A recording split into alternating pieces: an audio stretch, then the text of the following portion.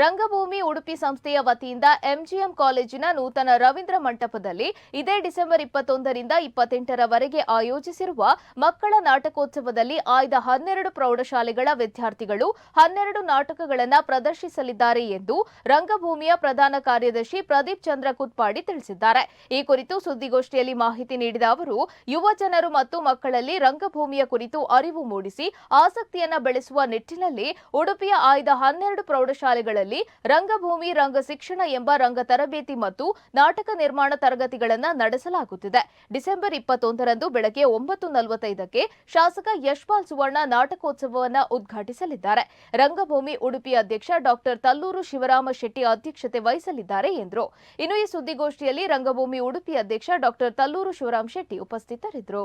1965ರಲ್ಲಿ ಆರಂಭಗೊಂಡು ಪ್ರತಿಷ್ಠಿತ ಹವ್ಯಾಸ ನಾಟಕ ಸಂಸ್ಥೆಗೆ ಗುರುತಿಸಿಕೊಂಡಿರುವ ರಂಗಭೂಮಿ ಇನ್ಸ್ಟಿಟ್ಯೂಟ್ ಉಡುಪಿಯು 60ರ ಸಂಭ್ರಮದಲ್ಲಿದೆ.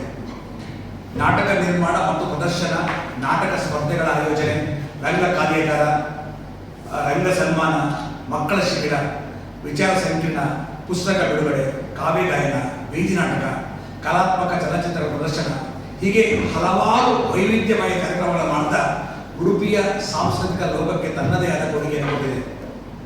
ನೂರಾರು ಹವ್ಯಾಸಿ ಕಲಾವಿದರು, 10 ನಾಟಕಗಳು, ಹಲವು ನಾಟಕ ತಂಡಗಳಿಗೆ ಬೆಳೆಯಲಿಕ್ಕೆ ಅವಕಾಶವನ್ನು ರಂಗಭೂಮಿ ಕಳೆದ 60 ವರ್ಷದಲ್ಲಿ ಮಾಡಿಕೊಂಡು ಬಂದಿದೆ.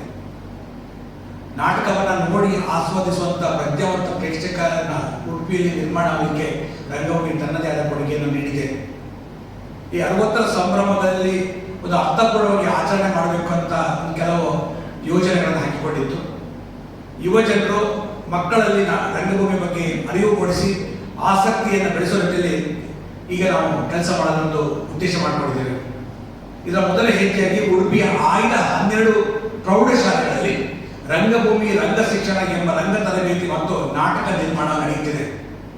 10 ಮಂದಿ ಹಿರಿಯ ಮತ್ತು ಕಿರಿಯ ನಿರ್ದೇಶಕರು ನಿನಾಸಂ, ರಂಗಾಯಣ, ರಂಗ ಅಧ್ಯಯನ ಕೇಂದ್ರ ಇಂಥದಲ್ಲಿ ತರಬೇತಿ ಪಡೆದಂತಹ ನಿರ್ದೇಶಕರ ಮೂಲಕ ಸುಮಾರು 350ಕ್ಕೂ ಅಧಿಕ ಮಕ್ಕಳಿಗೆ ಈ ನಾಟಕದ ಪಾಠವನ್ನು ಮಾಡ್ತಾ ಇದ್ದಾರೆ.